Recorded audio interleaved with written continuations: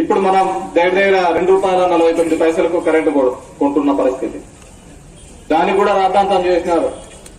అదాని ఇట్లా చేసినాడు, వీళ్ళు ఇట్లా చేసినారు. కాబట్టి మనమందరం కూడా ఆలోచించుకోవాల్సిన అవసరం.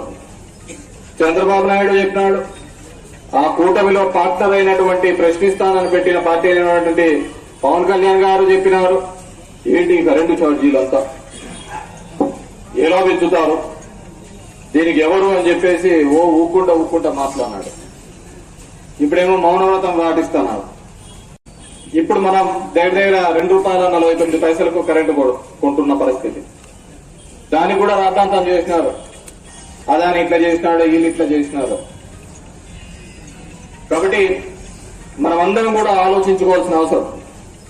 చంద్రబాబు నాయుడు చెప్పినాడు, ఆ కూటమిలో పార్ట్నర్ అయినటువంటి ప్రశ్నిస్తానని పెట్టిన పార్టీ అయినటువంటి పవన్ కళ్యాణ్ గారు చెప్పినారు, ఏంటి కరెంటు ఛార్జీలు అంతా ఎలా పెంచుతారు, దీనికి ఎవరు అని చెప్పేసి ఊక్కుంటా మాట్లాడినాడు.